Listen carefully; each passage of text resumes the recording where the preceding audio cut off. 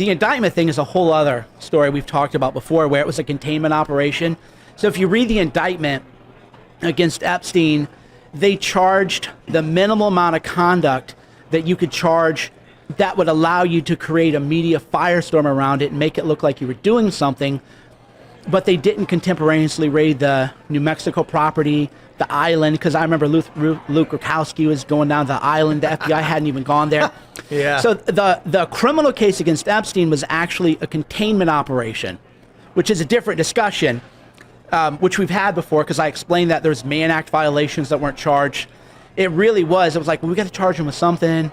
We'll charge him, well, he got a massage in his apartment. Therefore, we could only search his apartment. We can't search Santa Fe because all this is about is him getting a massage from a 16-year-old.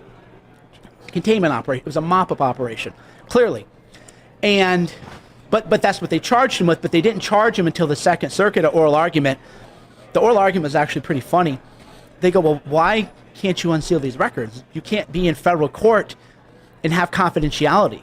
You can be in arbitration and have confidentiality. You can have an NDA, which unfortunately a lot of media outlets use to silence people, is you can put people under NDA and mandate arbitration, but once you're in federal court, that's all public. Other than your social security number, your address, financial, like revenue records, you can redact confidential information, but you can't just say, shh, the whole legal theory and allegations and everything can't be redacted. So the Second Circuit oral argument, where Rendaz was there and the Miami Herald was there, they go, I mean, what are you talking about? Of course. And it was obvious. So if you read the contemporaneous media coverage, which a lot of people didn't read at the time and they don't know how to look up, you can say oral argument says Miami Herald and Cernovich are going to get this. Then they arrest Epstein a couple of days later when he's flying back. So if there isn't me and there isn't the Miami Herald, 100% he doesn't get indicted. 100%. This is not up for like rational debate. So the people, go ahead. It was a crazy chain of events when all this was going down, and I remember Luke being like, they arrested him, like what happened?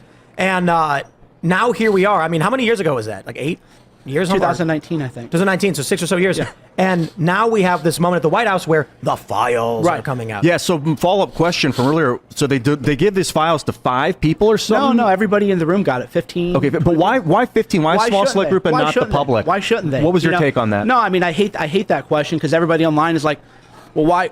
It's pretty normal for some people to get releases of information that they can go through.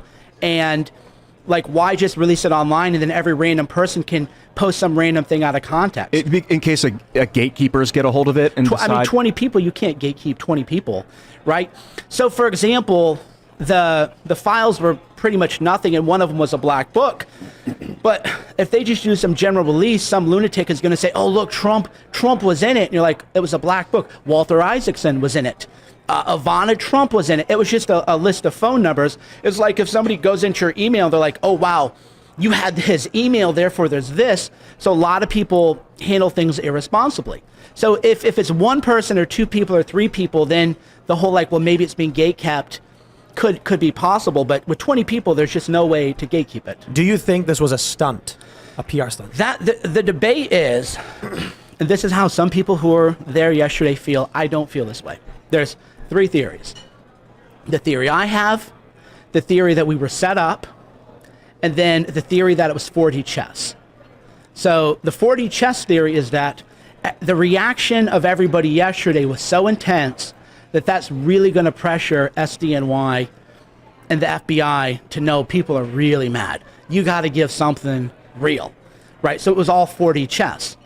The setup thing was like, well, we got set up to look bad. That wasn't the vibe of the meeting. Hey, everybody come in. You're going to get briefed by everybody. Trump's going to give everybody a coin. Trump's whole thing is you guys are the media now.